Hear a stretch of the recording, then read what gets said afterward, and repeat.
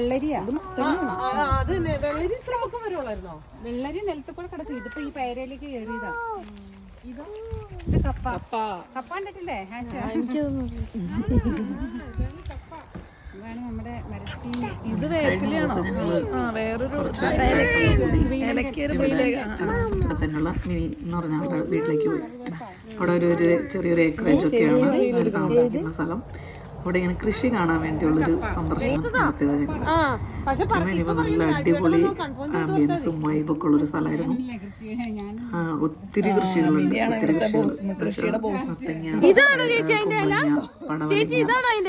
ചെരക്ക,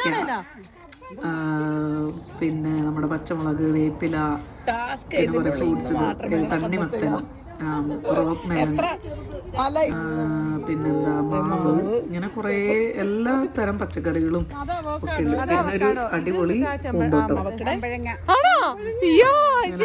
നല്ലൊരു സായാഹ്നമായിരുന്നു.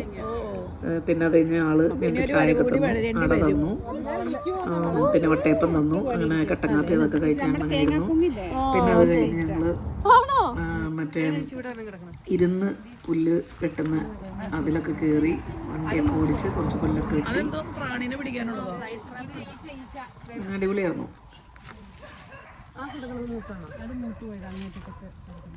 ഫാം കാണാൻ വന്നേക്കണം. കൊറേ ഇതൊക്കെ നിങ്ങളൊക്കെ നാണിച്ച് തല ഒടിച്ച് നിൽക്കണം കേട്ടോ.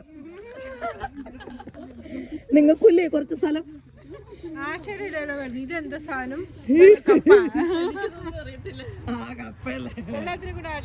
ദുബായ് വളർന്ന ദുബായില് മരുഭൂമിയിൽ എവിടെ കൃഷി ചെയ്യാനല്ലേ?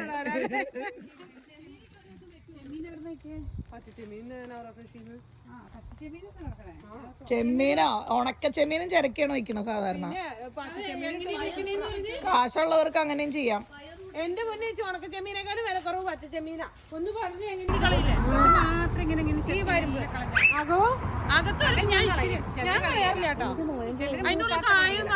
പച്ചക്കറിക്ക് നോയമ്പാണോ?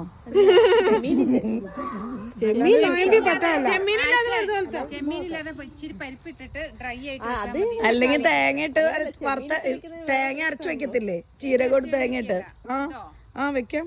ചെമ്മീൻ ഇടുമ്പോ തേങ്ങ ഇടും. ജസ്റ്റ് നോർത്ത് ഇന്ത്യന്റെ സബ്ജിയില്ലേ? ചേച്ചി നോർത്ത് ഇന്ത്യൻ ചായ